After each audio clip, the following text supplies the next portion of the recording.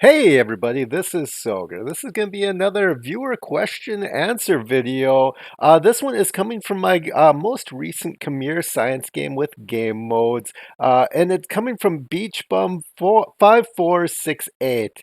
And he said, do the other AI civs know that you declared war on the civ if they haven't met that civ, or if they didn't meet you when you declare war?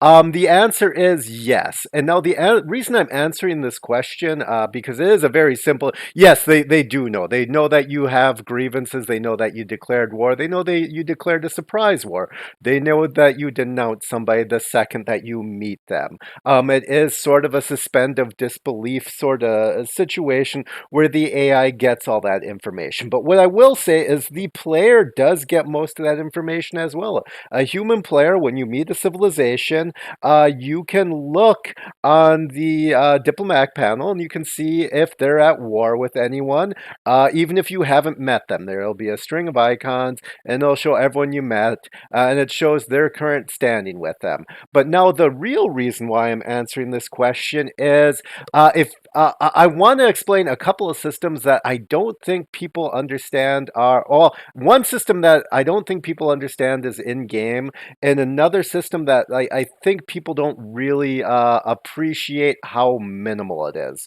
In the early game, I declare war regularly in some of my games because grievances don't matter, ancient era, classical era. They wear off incredibly quickly. If you declare a surprise war on somebody and then you're at peace with them for the minimum 10 turns, usually all your grievances with them are gone unless you've declared other surprise wars or done other things to generate more grievances. So those grievances don't matter. So I don't care if when people meet me that they know I've declared surprise wars, that they've known all this stuff, because it's not going to matter in 10, 15, 20 turns. They might denounce me. I'm just going to declare a formal war on them. It's going to generate 100 grievances, but in 10 turns, that's going to be 0 grievances. So it doesn't matter. It matters on first meeting. But a more important thing that you want to realize if you're going to be declaring ancient era, classical era wars is what is that civilization geared towards, and where are their troops? When I'm declaring these wars, I have already played this game. I have something like 4,000 hours on just sub 200 games. That's not like playtime. That's just on my PC since I've started recording sub 200 games as the only thing I do. I have 4,000 hours of that on top of all my other game time. So when I'm looking at the screen, I'm recognizing things instantly. I have a lot of experience with understanding, declaring a surprise war on Genghis Khan or Alexander early game might be a lot more detrimental than, say, a Sweden or a civilization that is less likely to want to continue to be at war with you. So I'm factoring these in, and a lot of times I might not say that out loud. So that's a fault of mine, just from my experience with it. Going, okay, this civilization tends not to go to war in the ancient era, so I can declare a surprise war, and they'll be looking for peace in 10 turns, even though they have the advantage. Versus an Alexander, a Genghis Khan, sometimes a Gaul, they are more likely to want to look for a target in the ancient era. So I'm much more hesitant to declare war on them unless I see a path that they aren't looking for war. If their troops are moving towards someone else, if they if a few turns have passed by and they haven't moved towards me, a civilization that's going to go to war is going to go to war as soon as they see an opportunity. And in Deity, that AI is going to see that opportunity the second they've met you if you haven't built troops. So a lot of this stuff, I'm just like recognizing automatically when I look at a civilization, and I'm sort of making that calculation of, will this civilization be looking for peace in 10 turns? And surprisingly, 9 times out of 10, the answer is yes. People are generally scared of going to are of the deity AI coming from, and I say it all the time. The AI only goes to war if they're looking to go to war. So you can declare war with impunity most of the time, and they'll look for peace, even though they shouldn't be. Now, the second more important thing, and this is something I don't think that people recognize is in game, because I'm not even sure if it's intended to be in game, but there's global disposition. What I mean is, if you are meeting civilizations and being friendly and generating friendships, you will start at a higher level of friendship with the other civilizations that you meet as the game goes on. It won't be shown in the plus minus disposition diplomatic screen. The only way that you can tell this, and I recognized this a long time ago when I was playing predominantly on iPad, that I could get better trade deals meeting civilizations after I've been playing like a pacifist friendship start. I was getting better trade deals off the start with the AI. And as I say all the time, your trade deal modifier is a better sign of how much a civ wants to be friendly with you than their plus minus disposition.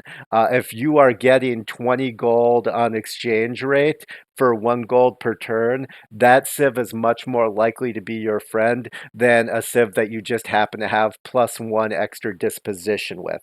And now, the more that you are doing negative things, the less likely you are to have positive global friendliness. Let's just call it that, global friendliness with a civilization. But now, if you declare friendship with a lot of civs early, and then you start meeting civilizations again, you'll notice a lot of civilizations accept that friendship first turn. Are they giving you better trade deals first turn?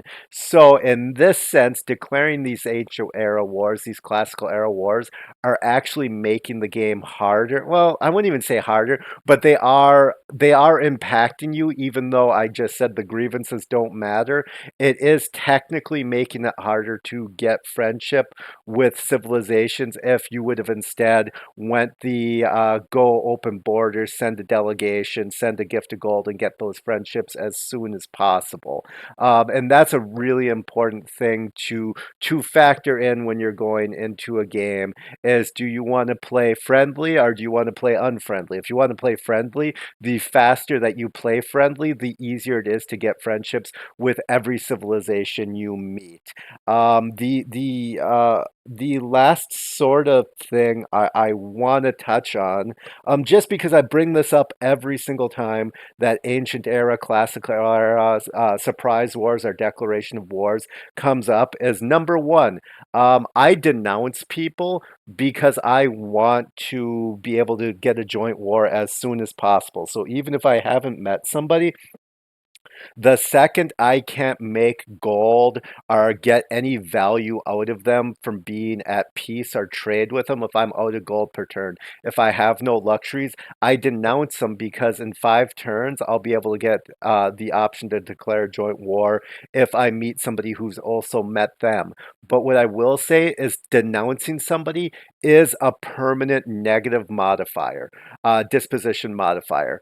It's better to have civilizations denounce you than denounce them if you're looking to ever have peace with them, because they're always going to have the you denounce them negative modifier for length of game. So if you're at some point going to be looking to have friendships, alliances across the board, it actually is better to just straight up declare a surprise war versus denounce them and then just build up the grievances so other people denounce you. Um, so that's a real big thing that you want to notice. The other thing is, a huge benefit to joint wars is if you declare a joint war with a civilization against another civilization, they don't get the grievances against you for that war. And on top of that, you're getting a +6 disposition modifier with the civilization that you declared the joint war with.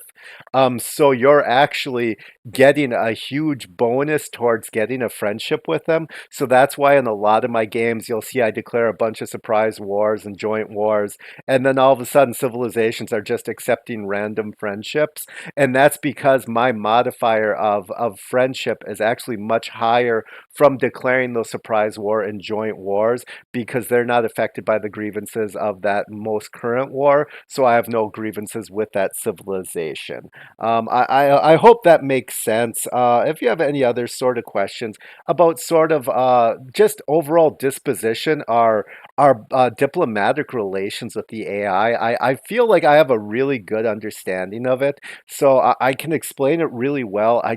I never know what people don't know, and I don't want to make like a 30-minute video just me cold talking about diplomacy in the game unless that's what somebody actually wants. So let me know in the comments. Otherwise, if you like this, please like and subscribe. Otherwise, thank you for watching.